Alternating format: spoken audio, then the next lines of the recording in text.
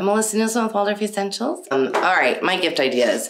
Now, I try to, because, you know, there's all these like, oh, top gift ideas, 10 things you can get your Waldorf kid. I'm not thinking that way. Because, yes, these are Waldorf ideas until like a certain point, and then I want you to really sort of cue into what your kids want. And as a mom of 5, it's not always been wooden toys. So we're going to talk about that and just sort of like what my favorites are. So, and I'm going to start with like the 0 to 3 group. So the 0 to 3 years, my favorites are like just open-ended stuff.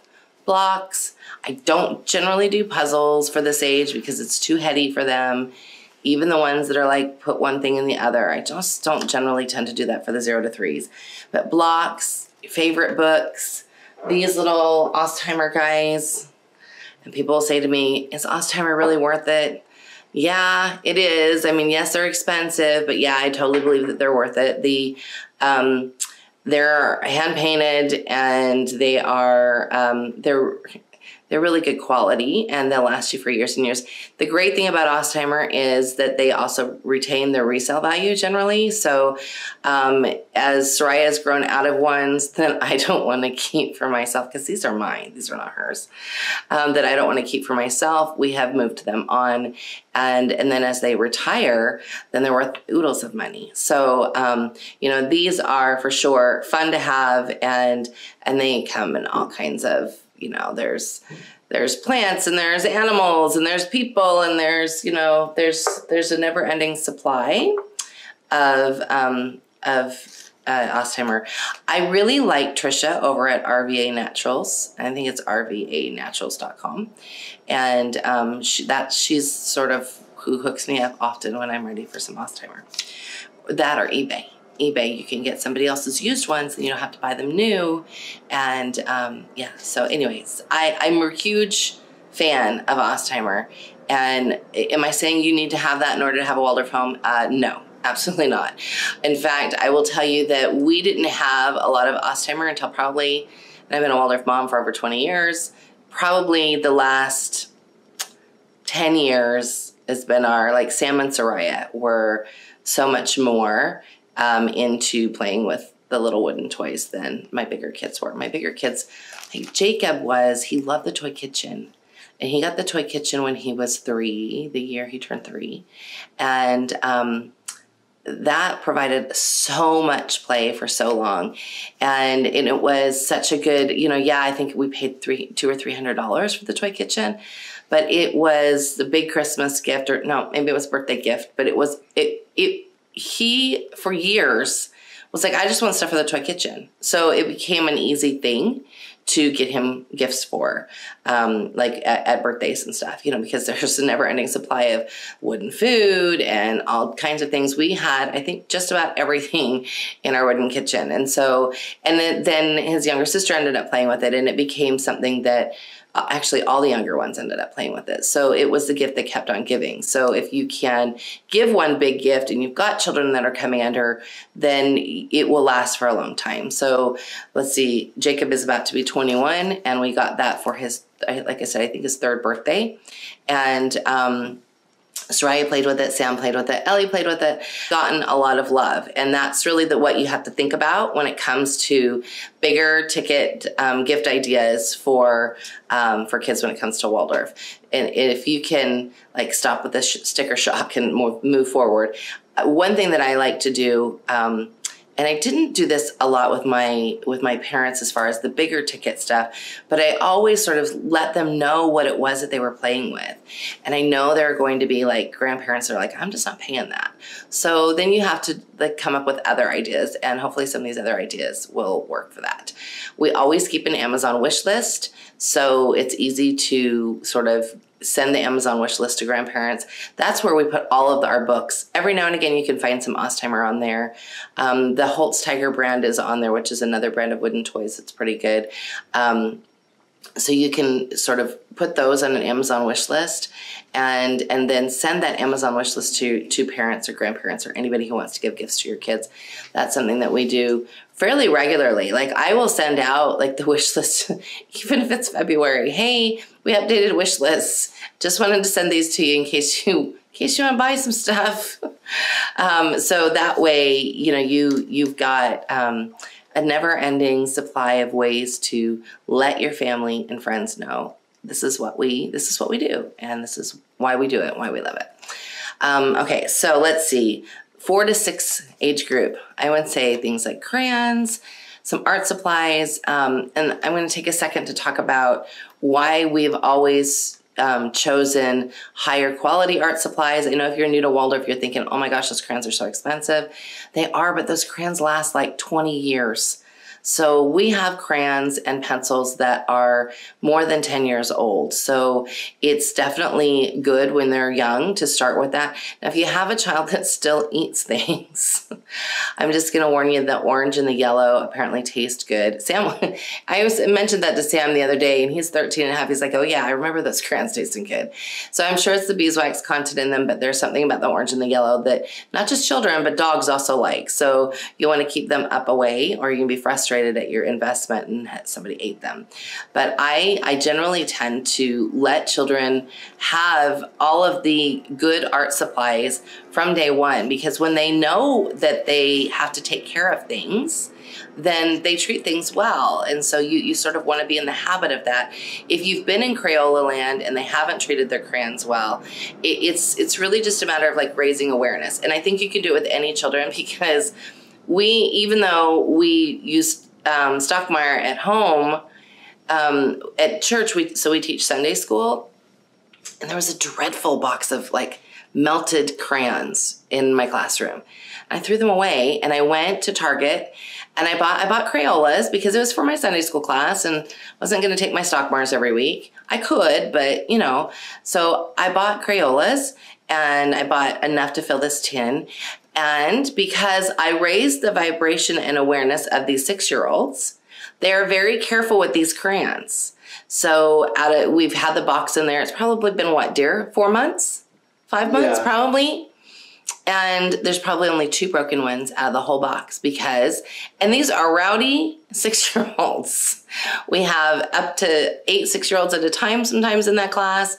And they're all nice to my crayons, because I tell them, okay, remember, I bought these just for you guys, so please be really nice to these crayons. So it's raising their awareness of the supplies. And I would do that if you are struggling with, my kids are so hard on supplies.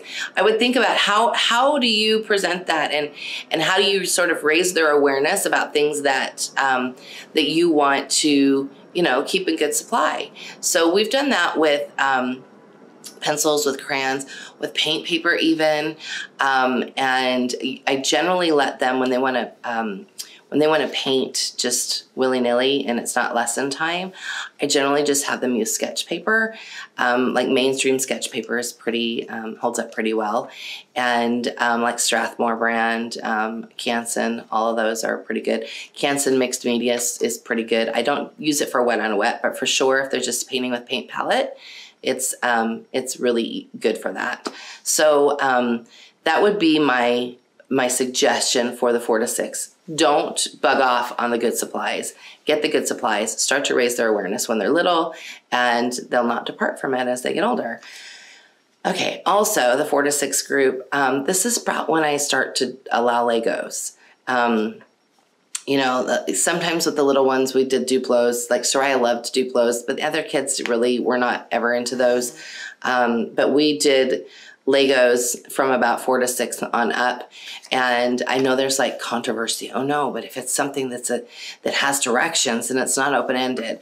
So here's my thought on that. Yes, there are going to be things that that have directions that they're going to want to like zero in, and I would save that for some of the older kids, like 8 and 9 and up. They're going to zero in, and here's what I found. It's more like building a model for those kids. It's building a model, and that takes skill that the younger ones don't have yet. So when they're into like building the model with the Legos, I'm okay with that. because they're following directions. They are taking the time to really build something that they want. And it's okay that it's not always open-ended. We always had very open-ended Legos too. So, you know, Sam still got a couple. We don't do a ton of Legos anymore, although we were the Lego family. Like, I just tell you, how much did we sell Legos for, Daddy? Like $2,000. Some insane price. We had like hundreds of pounds of Legos when the big kids were at home, and we ended up selling them on eBay. It's insane. They piled up. They pile up fast. So then we had, Harry worked at Legoland, and twice a year at Legoland you get half off. And so then it was like Legos all over again. So we've gone through and gotten rid of a lot of Legos just because Soraya's not really into them. Sam's into the model aspect of them. So he wanted some of them for models. He's got some Star Wars ones that he really likes. And I think one of his favorites is this Ninja Turtle van that he has. My kids are really like retro 80s. So though when it comes to that kind of thing, I am okay with it as far as it being a model. But they always had open-ended pieces too, because the creativity that comes from the value of not having directions, I think is a big deal. I think that when you can have that balance of both, of yes, understanding that children might want this model, and then understanding that, hey, they want to have the value in both. And so that kind of brings me to the next thing is like model kit building. So that would be for your older children. Sam started building models when he was about 12. Dad builds models. And so they have a lot of fun sort of building models together. And I think it's really this great piece of sort of handwork and inner work that it takes the mind to be really focused on, because if you miss a step in model building, then you're kind of screwed and you have to go back and fix it. But it's really a good way to bring something to an older child that is maybe out of that space of Legos, out of the space of, wanting wooden toys. So model kit building, I think, is a great endeavor. And I think there's so many different model kits, from trains to cars to Star Wars stuff to, just go to the model kit store or walk into Hobby Lobby and see what they've got there. What did you say was the best brand, Daddy, of model kits that you really like? Bandai. The Bandai model kits tend to be really good model kits. And what about the car ones? They were like there's another brand. Anyway, don't go on the cheap. They're not super expensive, but don't buy like the crappy model kit from Walmart. Go to actually get a good model kit. And with that, of course, in some cases, you'll need some model kit supplies and like paints and things like that. It just depends on the model kit. So read the instructions. When you get it, look at the box and see what else you need, and really think about the child that you are buying this model kit for. Whittling supplies also, I would say, for a child of probably 9 and up would be good to have. We had one child that just like went hog wild with wood and saws. Our son is about almost 21, and he's a welder now, so he has always worked with his hands. But, all of us, when you have a big family, you're going to have at least one child that's like that. So you really want to think about how you can feed that child's need. And for that child, rarely did I give him really expensive things because he liked to take them apart.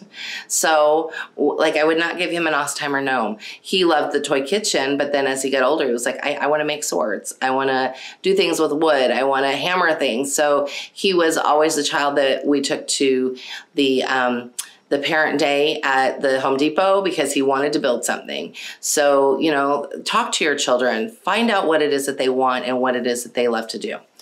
Okay, for the 6 to 8 group, I would again say Legos. I think that they're getting into more complex. They're starting to go from more generalized play to wanting to build more complex things at that stage. Definitely books. And I think for this age group and up, experiences are really important. And by that, I mean like, a day with just you. Or, we love like museum passes, or we have the zoo pass, or something that is sort of something that keeps on giving. And the great thing about the zoo is every time we go to the zoo, we think about grandma that got us the zoo pass, and you know, send her a text and say, thanks again, we're at the zoo again today, or something like that, so that you can, it not only helps you remember the person that gave it, but the child then has a good time like the whole year. So we really love things like zoo passes, museum passes. In San Diego, there is a never-ending supply of places to get passes to, whether it be botanical gardens or, you know, like I said, the zoo, or we have the Balboa Park. If you've been here, there's a bunch of museums there. So look at what's in your area, look at what's exciting and fun for you and your family, and ask for those sorts of things as gifts. Let's see, the aquarium too. The aquarium was great because the year that St. Nicholas brought aquarium passes, he also brought each child their favorite aquatic toy as a stuffed animal to sort of like help them see, hey, we got aquarium passes. So that was a lot of fun. For older kids, I would say like the 9+ group, I really like really good board games. And my favorite really good board game is trekking the national parks. I'm a little like obsessed with the national parks. If you haven't seen the Ken Burns National Parks documentary, it's not really for kids. It's for older kids, but if you're like national parks like I do, or you like the wilderness or being outside, definitely check out the Ken Burns documentary on the national parks. It's on Amazon Prime. But that board game is one of my absolute favorite board games. We have a lot of fun, and it's fun because you get to learn about the geography of where all the national parks are, and there's a book in there that talks about each of the national parks. So say for the older set would be like binoculars, and now I say for the older set, but one of the 6-year-olds in my Sunday school class she was like, I just want binoculars for Christmas. Oh, my heart. Binoculars are great, especially if you have a child that really loves the outdoors, or you love the outdoors and you're trying to sort of instill that. And with that, I would say a telescope or a microscope for an older child. I also brought down a couple of things. I really like, Eric got this for me. We're doing this fun thing for Advent where we're doing a gift a week, which does mean there's going to be less under the tree at Christmas, but it's a lot of fun anyway. This is the Naturalist's Notebook. And this is a lot of fun. It's I've been doing more nature study on my own and bringing some of it to the children, but I really wanted to get back into it because I hadn't done it for a long time, and you know, and doing a lot more drawing and painting. And so I was really just looking for great resources. And this is a fun book. It's broken up into seasons, but what I love is the back has 5 years of let me get to it. 5 years of calendars for you to just write what's going on outside your window. And it's laid out so that you can sort of see 8 years at a time, so that it, or not yet, 8 years or 5 years? Anyway, I can't remember. Oh, 8 months at a time, sorry. 5 years though. So it allows you to sort of see what you've done each year and what you're seeing outside each year. And I think it has, because I know we won't be in this house, but we will be in San Diego. I think it has value even if you're planning on moving, because it's about you and your relationship with nature. So I really like this book. It's called The Naturalist's Notebook. There's a lot of sort of fun nature journal supplies that you can find on Amazon. So other things that I would say for older children, and I said for 9 and up, but Soraya and I do these together, and she is 8.5. I really like the people at letsmakeart.com. So they send us 4 kits a month, and you can buy a kit without a subscription. So like when you buy a kit without a subscription, it just comes like this. It's in plastic. It has a postcard picture of what you're going to do. There's 2 pieces of paint paper in here. If there's a sketch, then there's the sketch for it, and you just use transfer paper to transfer it onto your paint paper, or you can sketch it out yourself if you'd like. But then when you buy the kit, people are asking me all the time how much paint comes in there. So when you buy the kit, every month you get paint that goes with your kit, and because there's enough in here for the 4 paintings and then some, because we have a ton of paint upstairs, a ton of paint. And these bottles are great. It comes in these bottles, and they're professional grade art supplies. And like this month, it came with some gold ink for some of the Christmas things that we're doing as well. So I find this to be a great deal. It gives me it forces me to sort of slow down and paint once a week at least. And Soraya and I paint together. Listen, there are many times where I'm like, okay, kid, I need to paint by myself. So I will paint with her, and then when she goes to bed, I will paint with myself. But I find things like that to be a nice way to not, because you're trying to figure out, like, what do you get that, especially like the 9 to 12 kids that are in this funky place of not really knowing where they want to go, and they're too young for things like makeup and too old for often dolls and wooden toys. So you kind of have to sort of figure out, and boys are different than girls. That was this stage that Sam was still really into Legos. And so there were times that he got Legos for Christmas. But I would say, if you really want to instill nature journaling, get everybody a nature journal and start nature journaling together. Having really good supplies on hand is, I think, super important. You know, painting together is fun. The models are fun. Let's see. And like I said, binoculars are always fun. We found and I did not bring it to the video, I'm sorry. We found a pocket microscope. If you look it up on Amazon, it's just called pocket microscope.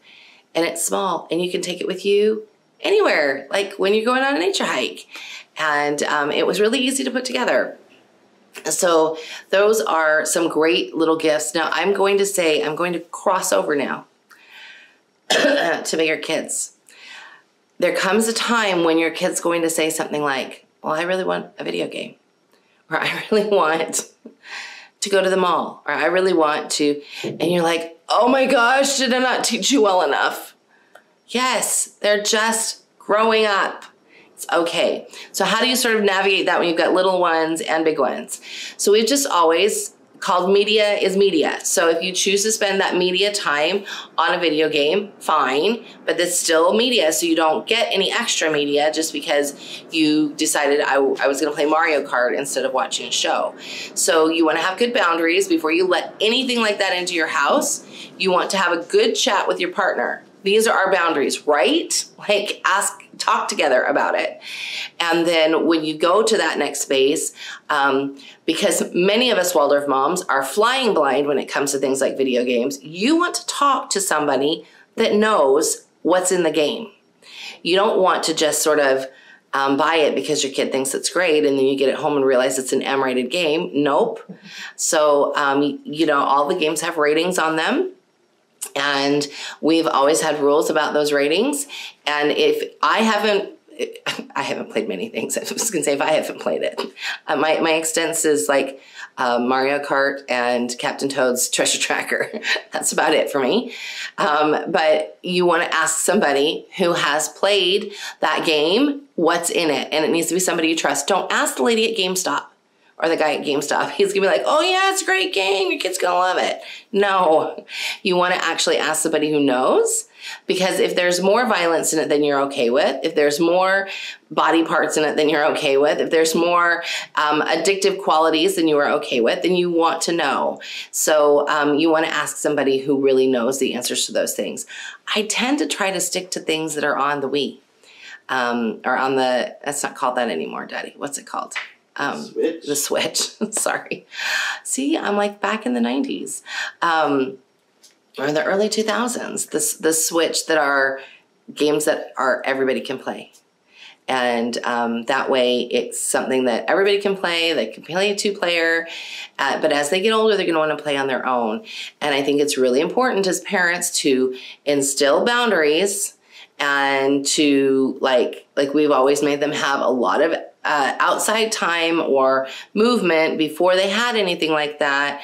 So, you know, I think it's important that you have those boundaries, but I also think it's important that you ask your kids what it is that they want. And if they want something that is not what you want, then you have to start to figure out how to honor that, because you don't want to erode that relationship. Well, and also, if you make something the forbidden fruit, right, they're going to want it more. They're going to be that kid that wants to hang out at this other kid's house all the time. Yep.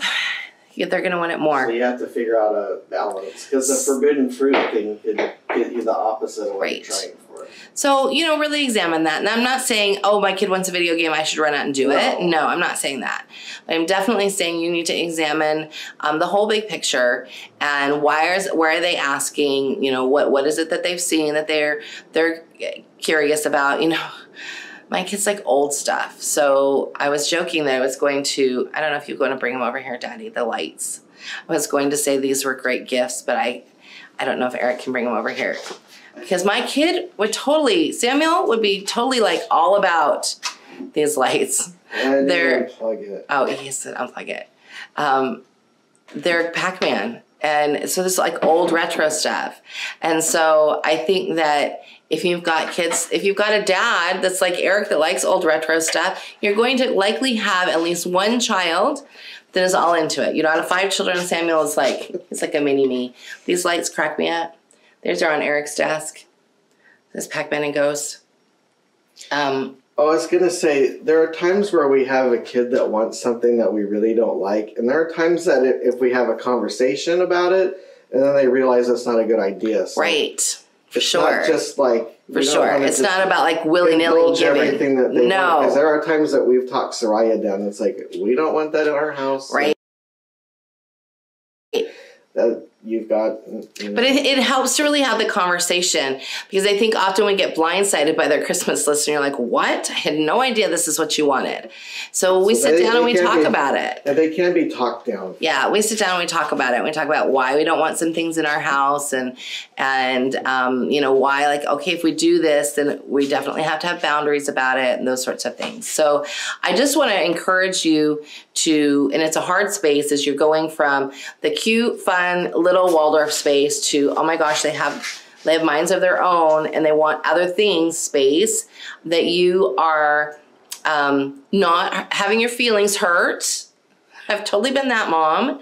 Don't have your feelings hurt. Move with them into this space and, look at what your family values are, and truly have a conversation with your partner about whether or not you can indulge some of these things. It comes to everybody else has them.